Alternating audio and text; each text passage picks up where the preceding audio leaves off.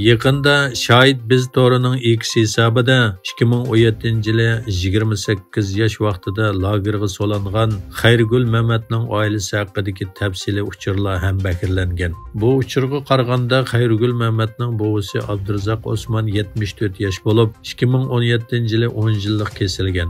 Dadisi Mamat Tursun Abdurazaqqa 2017-yili jazo hukm qilingan. 2018-yili turmada qazo qilgan. Şahit Biz to'r betidagi ma'lumotlarga asoslanganda Xayrigul Mamat o'quvchi bo'lib, turishliq adresi Qashqar Konishar noya Buloqsuv yezisi 5-kent ekan. 2022-yili oshkor bo'lgan Shinjang soqchi hujjatlarida Qashqar Konishar noyasidagi tutqunlarning ahvoli xotirlangan bo'lib, mazkur arxivda Xayrigul Mamatning oilasi haqidagi uchurlar yer olgan.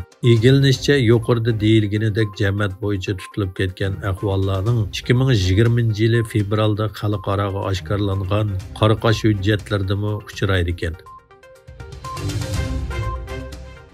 Uyg'ur irqiy qirg'inchiligining bir muhim mazmuni navbatda ishki a'zo o'g'irligi bo'layotganligi ma'lum. Bo'libmi Xitoy hukumati orqa tirik bo'layotgan ichki a'zo o'g'irligi, ishki a'zo savdosi va ishki a'zo atkazchilarining bir-biriga bog'langan holda g'oyat zo'r sistemaga aylanganligi texi yaqinda Amerika Davlat Majlisida o'tkazilgan guvohlik yig'inida tafsili qarab chiqilgan edi.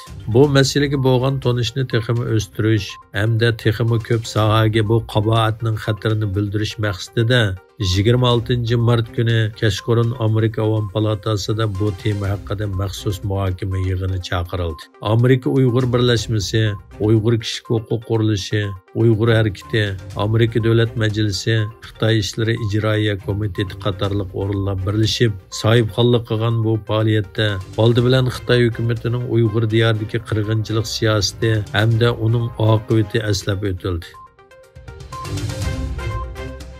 Xitoy Kompartiyasi Markaziy hukumatining amaldorlari oldingi hafta Sharq Turkistonni ziyorat qilgan bo'lib, rayonda ijro qilinayotgan irqiy qirg'inchilik siyosatining amillish ahvolini bevosita tekshirgan. Xitoy Xalq qurultiyi organ to'rining bu vaqtdagi xabardan ma'lum bo'lishicha, Xitoy Kompartiyasi Markaziy komiteti siyosiy byurosining a'zosi, Xitoy Xalq qurultiyi doimiy komitetining muavin boshlig'i Li Xungjong 18 martdan 20 martgacha Sharq Turkistonning bir qism shaharlarga borgan va bu jarayonda atalmish Junxo milliy o'rtaq gavdasi engini mustahkamlash, millatlar ishlarini qonun bo'yicha idora qilish qatorliq terrorlik siyosati iboralarini ta'kidlagan.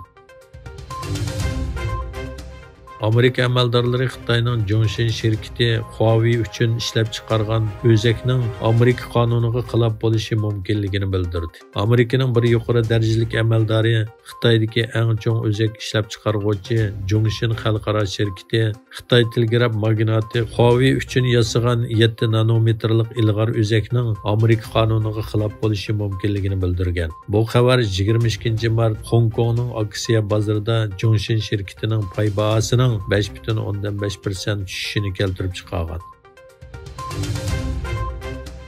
Xitoy bilan egalik huquq talash tortishi bo'layotgan Tayvanda hukumat doiralari Xitoyning ijtimoiy aloqa va sinfsi TikTokni davlat bexatarlik tahdidi deb qaraydiganligini e'lon qildi. Tayvan raqamli ishlar ministri Audrey Tang oldingi hafta o'tkazilgan parlament yig'inida Xitoyning ByteDance shirkatining asosli sheriki bo'lgan TikTokning davlat uchurlari va xabarlash bexatarligi jihatda xatarlik mahsulot qatoriga kirdi dedi.